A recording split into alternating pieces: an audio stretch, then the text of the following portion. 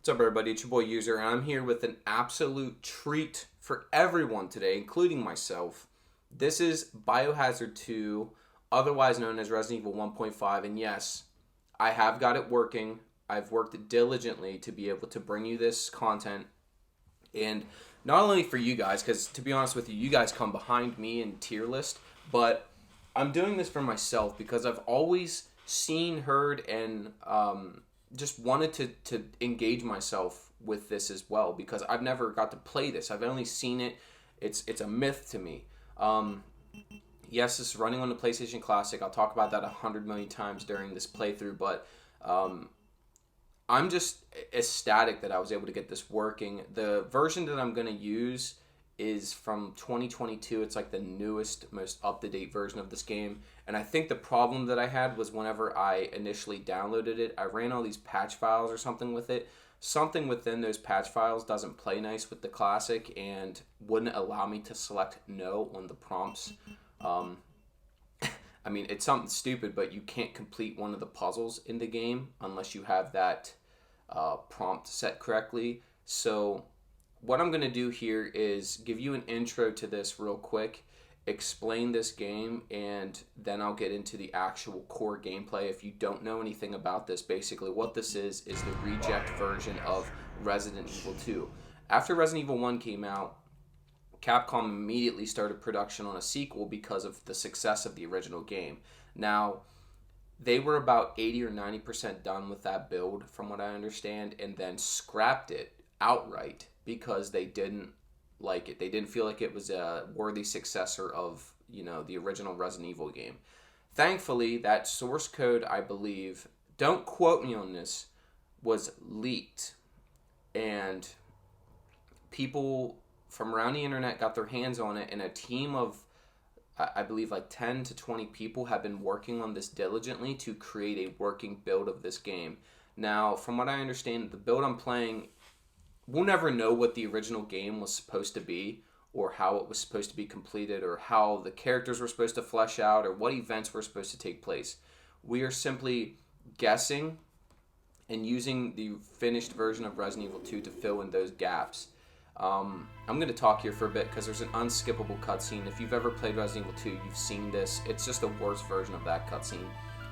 But they've been working on this from, I believe 2013 when this was originally leaked, and that team, I can't credit them enough for how good of a job they've done. The fact that we can even get our hands on this just blows my mind completely. And as a fan of the games, I'm blessed that I was able to, have a group of people do this and release this for the community to play. There are two characters. Resident Evil 2 features Leon and Claire. Well, this game features Leon and Elza. Elza, I guess, was just a character they created, and she is the Claire Redfield of this game. And there's, of course, shout outs to her in the Resident Evil remake with the Claire outfit in her honor. But I guess they've revised her character afterwards to basically reflect another sibling of a character already in the game, which I guess would, tie the games together a little bit better or something. I don't really know, but because of her fatal end never being in the final product, we got Claire Redfield, which I would assume most people are still excited about. So like I said, there's an unskippable cutscene here. I'm just going to kind of talk through it, and we're going to get, basically, from what I understand, they've added this helicopter piece here. There are some major changes between this and what we finally get as Resident Evil 2. As you can see here, this is Elliot. He was one of the remaining survivor cops in just about every version of the original games. He was seen as a heroic piece to the final couple of Raccoon City Police Department officers that were still alive. And you see in great detail in Resident Evil 2 Remake, he actually is the one who goes into the depths of the police department by himself and gets torn in half in the original cutscene. So here he basically is like a coward. He gets to the helicopter, says, "Hey, let's just get out of here," and leaves the survivors behind, which is, complete opposite of the character that we ended up getting for him. So right away is Leon. I'm trying to get to the the menu so I can equip my handgun. But Leon starts on top of the RPD. Now you'll notice all of these areas look different. That's because they are. The RPD is completely different from the final version that we ended up getting. This is almost like a 4 or 5 story building, and that's including the basement levels, where it's just stacked up on top of each other. The exploration is dependent on these staircases to get you from different floors, but like you can see here, there's a heliport on top of the RPD. We're real high up here on like the very top floor. Elza's campaign actually starts in the basement floor, so unlike the good grief, I can't talk. Unlike Resident Evil 2, where they start split in the middle of the street because of an explosion, here they incidentally start on the bottom and tops of the Raccoon City Police Department. So this door here is locked. I'll be honest with you guys, I vaguely have tested this, and I don't know if this playthrough is actually going to work, because I don't know if anybody else on the internet has run this successfully on a PlayStation Classic from start to finish. But the main issue that I had, and this is why I had to stop my initial playthroughs, is because you would get to a scenario like this where it says yes or no on screen, and I couldn't. Okay, so I actually had to cut there because this wasn't working again. Basically what happens in this emulation is, for some reason, I can't select no, which will be vital for a puzzle soon. There's 2 ways to set the controls for this game. There's one way of when you start the game like normal, you can go into the controls menu. I have to swap the run and the action button because they're not set up correctly, and it's reversed. It's like playing Mario, and jump and run are different. And there's also a way to do it in any of these PlayStation Classic on Auto Bleem. If you hit select and triangle, you can go to a menu to set the controls. When I set it from there, it seems like it works fine, so I'm hoping that's what the fix is long term. I'm going to test that a little bit, but again, I'm just kind of playing with some of these settings.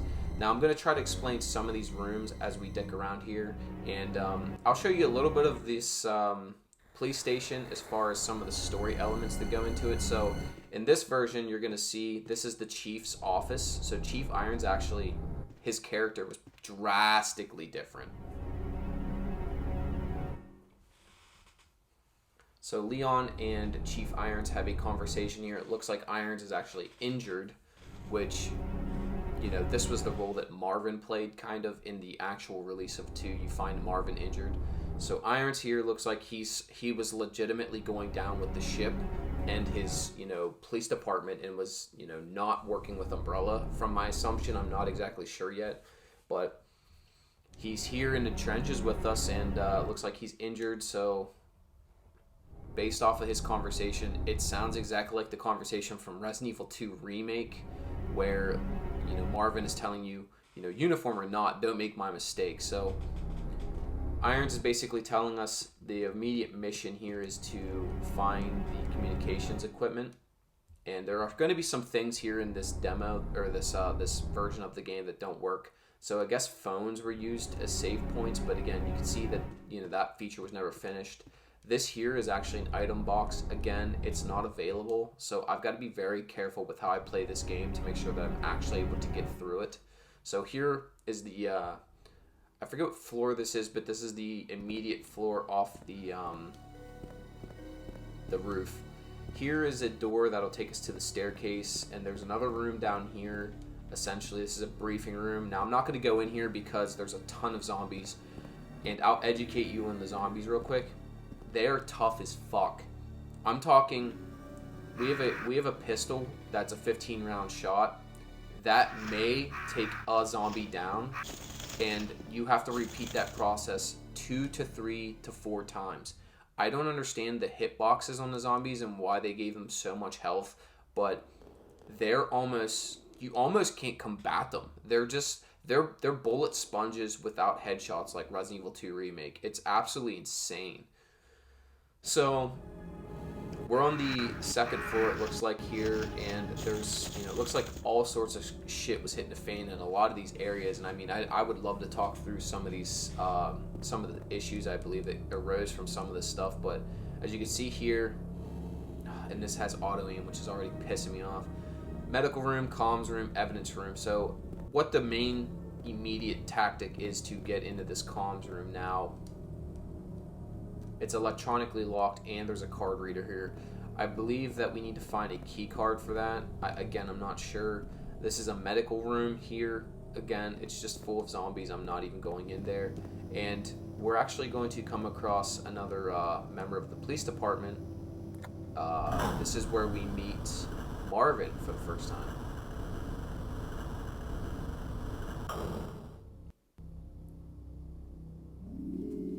And as you can see, Marvin's actually not injured, and he's, seems to be taking care of himself here at this point.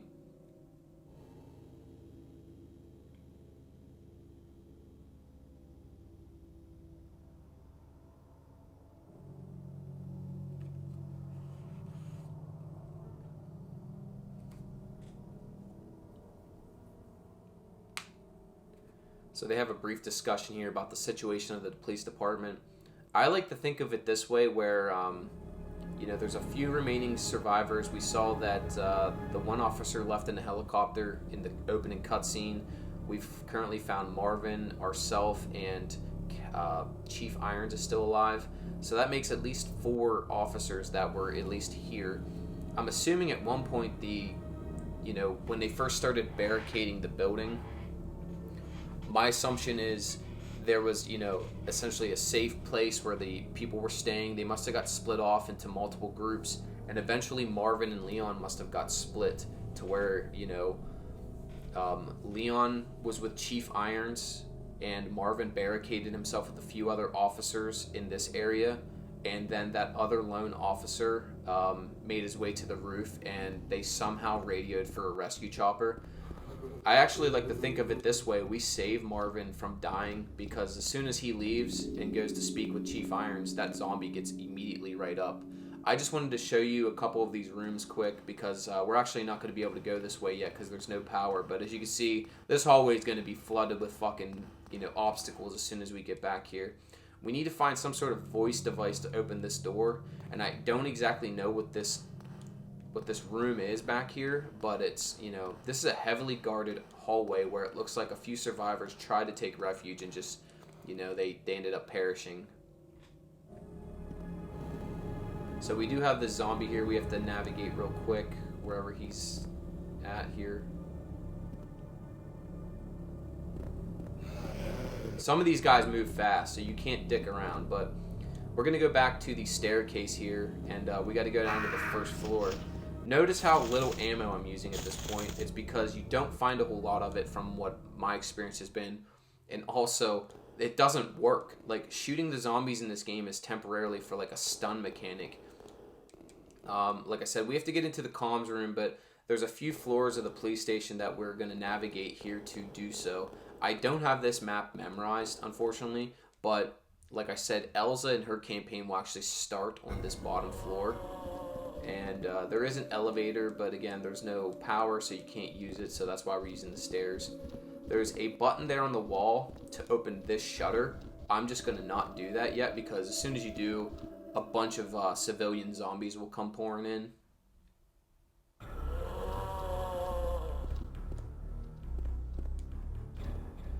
Here's actually where Elza starts her game from.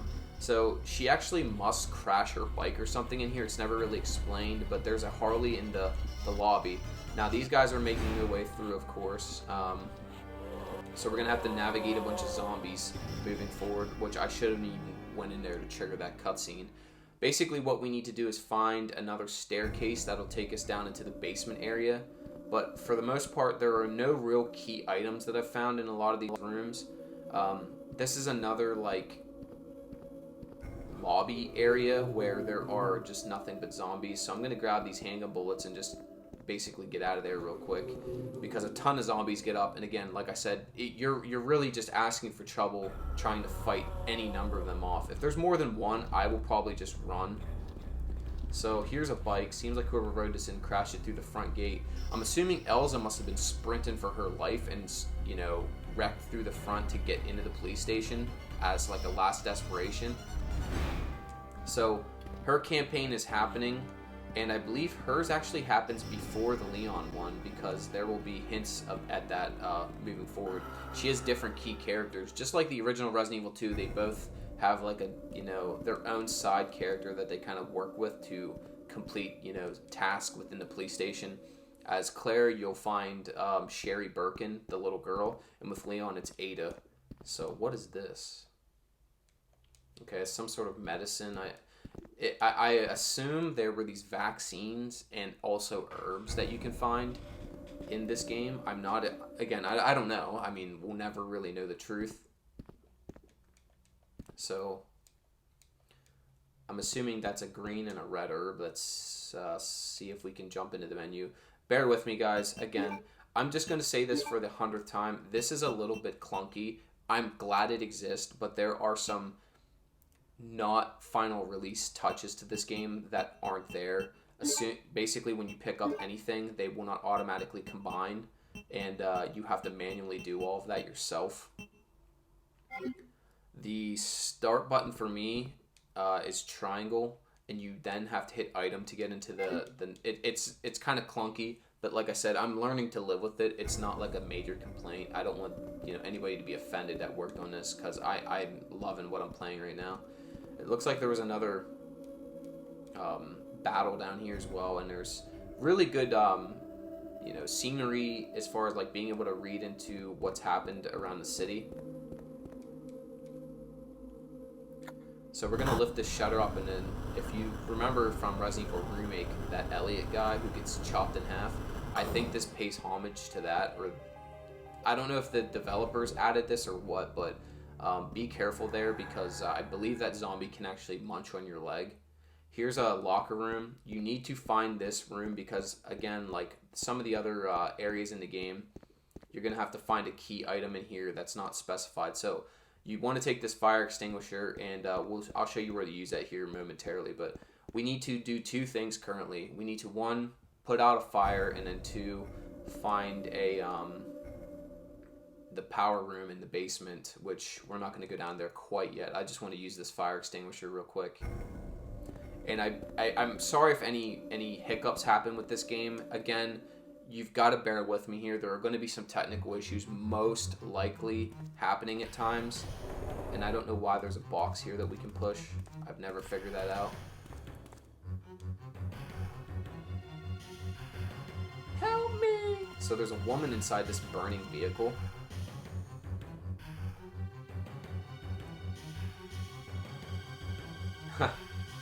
Okay. So I think what you do is you walk up to the fire or something. Man, it's very specific where you have to stand to use the fire extinguisher. So like you'll use it 100 times thinking like, okay, well, I just want to use this at the fire and put it out. So I'm taking a bunch of damage here, but I don't remember exactly where the spot is. It's fucking magical. Okay, so there's a random prompt that you can press, and then it will ask you to use a fire extinguisher. It's very specific, just warning you now if you end up playing this at some point.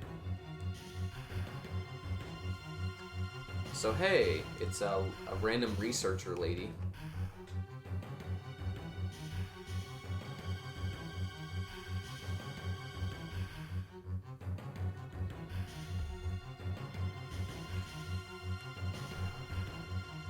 And she's also wounded from the looks of it. Doesn't look like she has anything else to say. There's nothing in the vehicle that I can find. I mean, I just checked. I guess she just stands out here. I mean, I really don't know what that was about. Again, it's not finished. But now we have this stupid fire extinguisher, and I don't know how to get rid of it.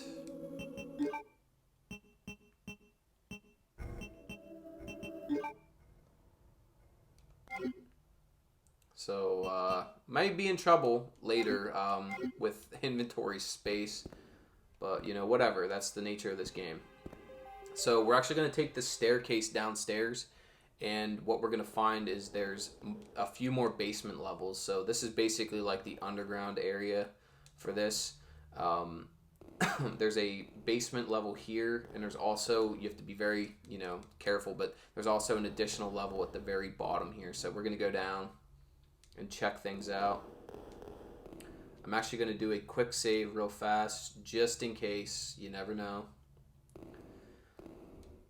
And we basically need to get the power on, so I'm going to do that real quick if I can remember how this works. I honestly don't remember if I...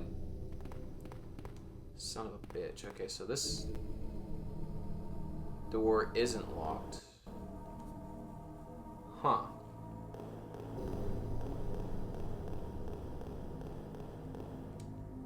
Okay, so we got more ammo. Oh, lots more ammo. Sweet.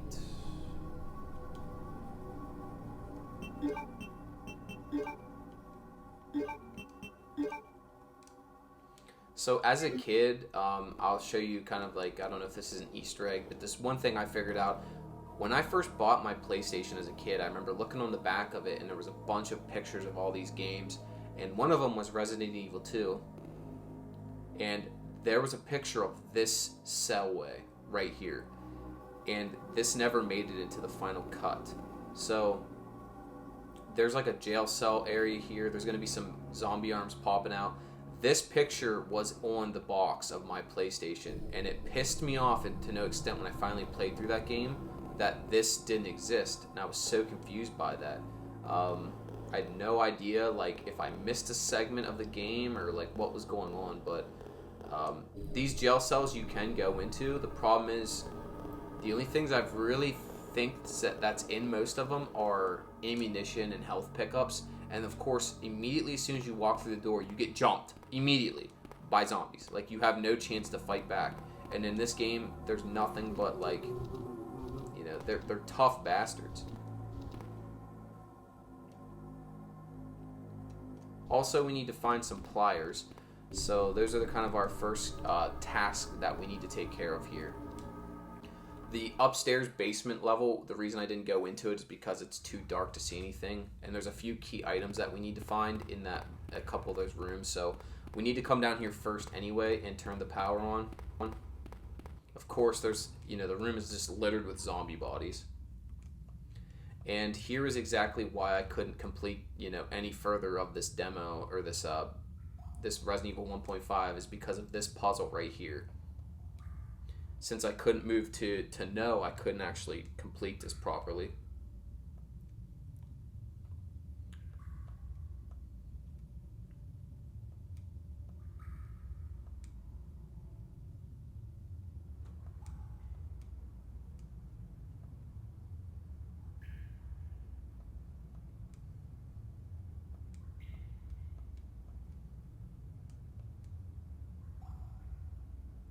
So the answer to that puzzle, and I don't know if you can find that anywhere in the game, is yes, no, yes, yes, no, yes, yes. And as you can see, the power is currently on. I'm just going to fucking book it out of here because there are a shit ton of zombies that get up.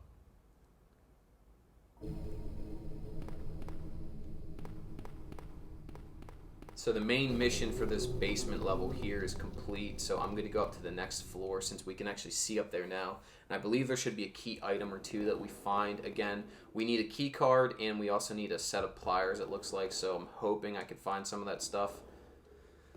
Let's take a peek in here.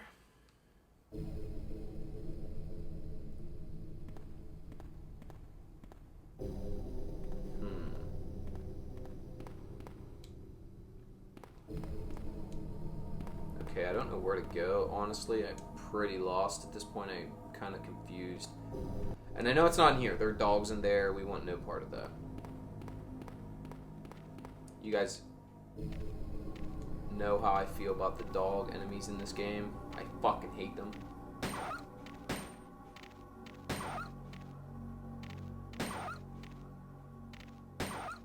Great.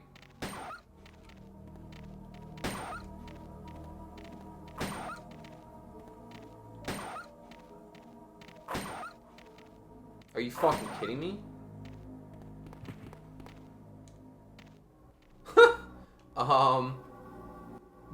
That was so many shells.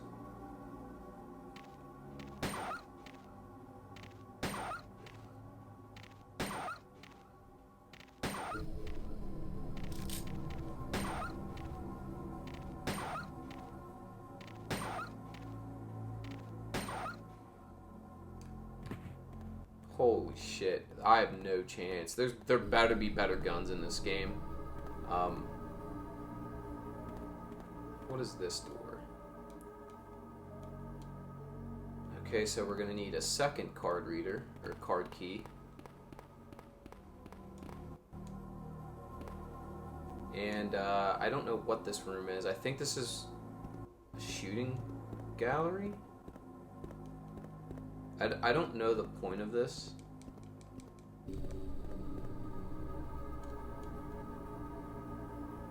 I'm gonna not dick around with that right now. Are you shitting me? There's a locker with nothing in it. Great. Guess we'll come back to that later. I'm looking for a garage area. I did find stuff down here earlier, but I don't remember. Holy shit, another halved zombie. Check his body here. Interesting. Those dogs must have literally tore him in half.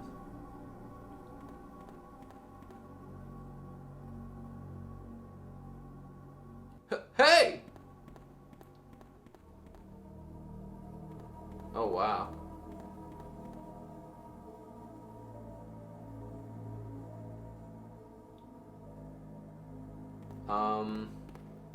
I guess that means I can't get in there. Can I?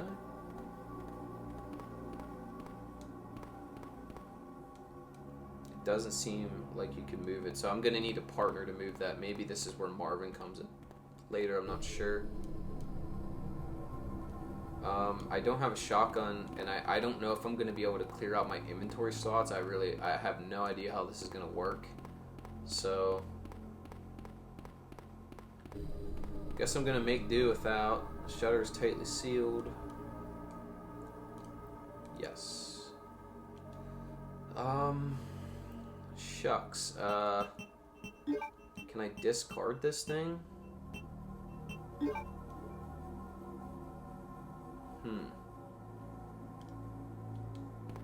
Not quite sure how this is going to play out.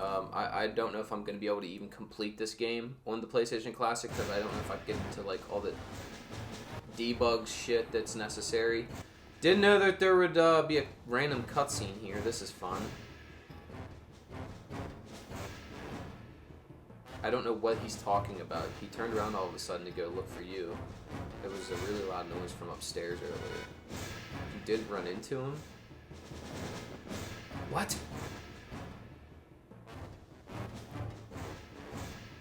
What the fuck is this?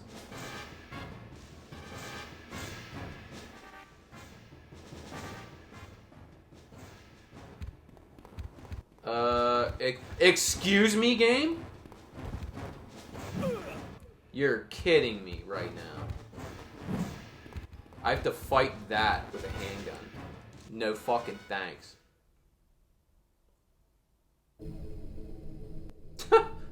Okay. Interesting. I'll come back later and deal with that. Ada, you be safe. So, I think we've done just about everything that we can do down here. I mean, for now, I don't know. I'm gonna do some homework on this game and leave off here for the time being. So I'll be back with the next part of my Leon playthrough, if it's possible.